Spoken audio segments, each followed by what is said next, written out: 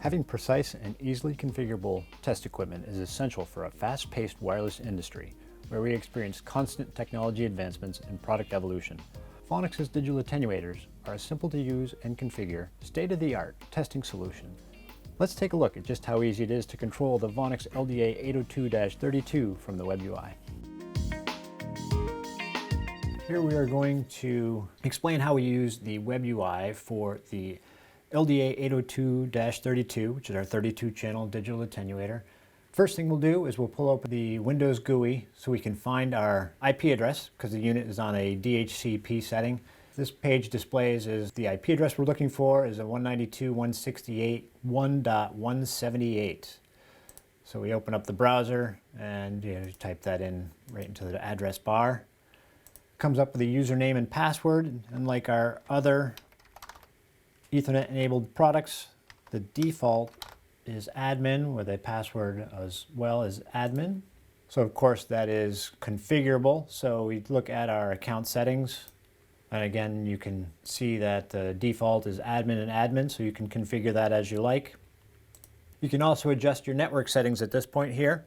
Right now we're set as DHCP, but you have the option of setting your static IP where you can configure your own IP address, subnet mask, gateway, and even the HTTP port for additional security. We'll leave this one on DHCP as well.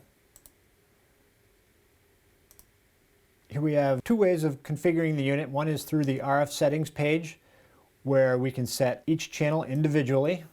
You get 1 through 32 available to us where you can set the working frequency, the attenuation step size, your ramps, and even your profiles.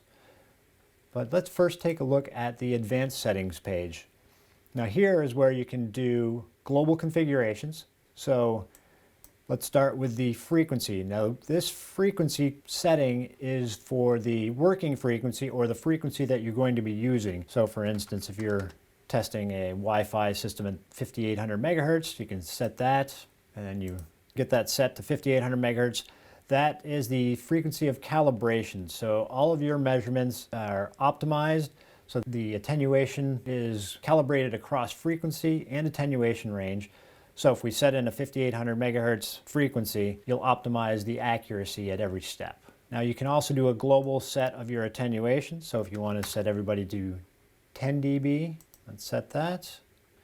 And you can see all the channels down below are now set to a 10 dB attenuation.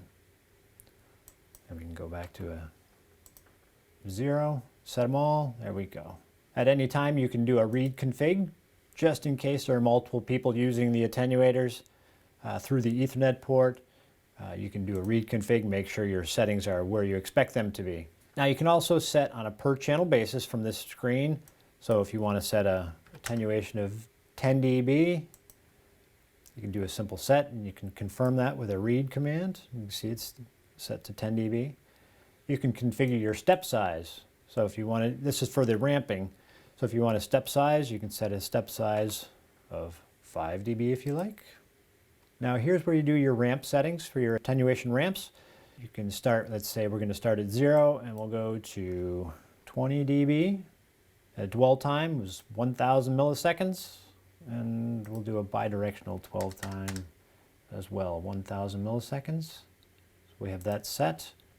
Now here's where you have the ramp mode. You can do a single ramp or you can do a repeating ramp. So we'll set it to a repeat. And you also have the option of a bidirectional ramp. So it'll ramp from 0 to 20 and then from 20 back to 0. You can set that. Another interesting feature of this web UI is you can do an auto refresh. That allows you to actually see where the attenuation is while doing a ramp. So as you can see here, it's going from 0 dB and stepping up in 5 dB steps. And of course you can stop this at any time and do the set, and that will stop it. Okay, so you can also do multiple ramps at the same time. Let me set back to where we were starting from. All right, so now we can do another ramp. Let's go from start at 0, and we will go to 40 dB, and we'll step size of 10 dB. We'll configure it's the same dwell time as channel 1. We'll do a bidirectional on both channels, and let's set these both to repeat. Now in this case we want to apply changes up here to get the channels to work at the same exact time. So if we do apply changes, we now start the sweep on both of these together, and if we do an auto refresh, you can see them stepping at the same time. And of course we can stop that, apply changes, and it stops the sweep. Now one thing to be careful of is if you have on the auto refresh, if you try to adjust the attenuation, it refreshes your screen too quickly. So you have to turn off auto refresh if you want to reset attenuation. And you have all 32 channels to control right from this one screen, which is a really nice feature. Another thing we can do, the last item, is profiles. So this allows you to set configuration of attenuation. In this case, we can choose a file.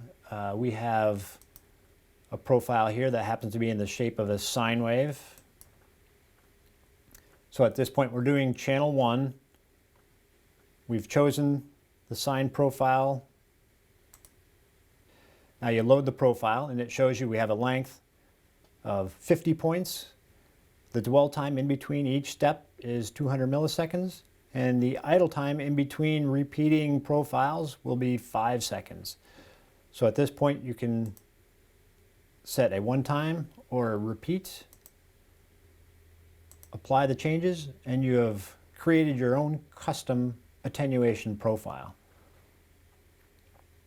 Again, if you want to go to the advanced settings page and auto refresh,